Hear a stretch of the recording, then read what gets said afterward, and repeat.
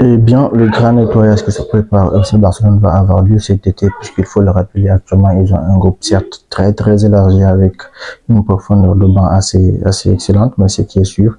avec le groupe qu'ils ont actuellement, c'est qu'il n'y a pas que des héros aussi au sein de ce groupe-là, puisqu'il faut savoir, parce qu'il y a parmi ces joueurs-là certains qui ont très peu de temps de jeu, certains qui ont quasiment plus de temps de jeu, qui sont non plus convoqués pour les feuilles de match, tel qu'Ansu Fati, qui, il faut le rappeler, au cours de donc, au cours des dernières saisons, il y a eu donc il a eu assez de blessures qui ont fait que sa progression a beaucoup ralenti. Et ce qui fait qu'actuellement, donc, même une place dans cette équipe-là, sur le banc, il n'arrive pas à trouver. Et c'est assez dommage, puisqu'il est annoncé comme étant le nouveau Lionel Messi de cette équipe. Mais malheureusement, les blessures en ont décidé autrement pour lui, qui va donc devoir, lui, avec Christiansen aussi, qui vont donc devoir donc trouver une porte de sortie de ces Barcelone donc à partir de l'été prochain, puisque apparemment ils ne sont plus donc dans les plans du coach qui pourtant avec un Fati début de saison avait dit qu'il misait beaucoup sur lui, qu'il allait l'aider donc à retrouver son meilleur niveau, mais apparemment donc il ne va pas pouvoir le faire puisque il y a des situations qui sont là, qui le dépassent et qui font qu'il ne peut pas donc l'aider tout simplement, et c'est assez dommage quand même, c'est assez dommage. Au-delà de ça, donc aujourd'hui, c'est le 60e anniversaire donc,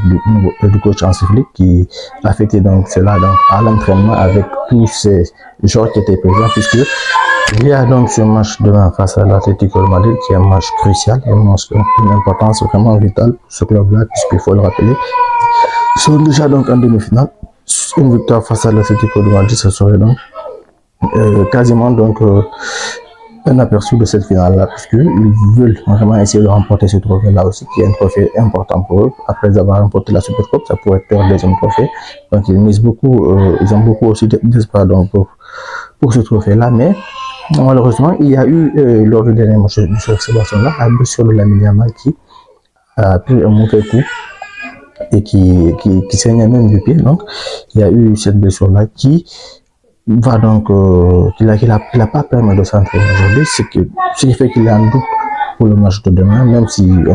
peut-être qu'il pourra donc participer aux entraînements de l'équipe pour demain, et les derniers entraînements, peut-être qu'il pourra donc avoir un peu de temps de jeu, mais c'est pas encore sûr. Mais quand on regarde cette dynamique-là, c'est un peu inquiétant, puisque les fois où il a été absent pour le FC Barcelone, en Liga notamment, parce qu'il faut le rappeler, au début de saison, il avait pris beaucoup de points, il avait beaucoup de points d'avance sur le Real de l'Atlético de Madrid, mais il y a eu donc une blessure de Lamine Yamal qui a éloigné de terrain pendant un certain temps. Et pendant ce temps où il était écarté des terrains, c'est là le FC Barcelone a donc quasiment perdu tous les points qu'ils avaient pris. Parce que à chaque fois, c'était des défaites et des matchs nuls. Malgré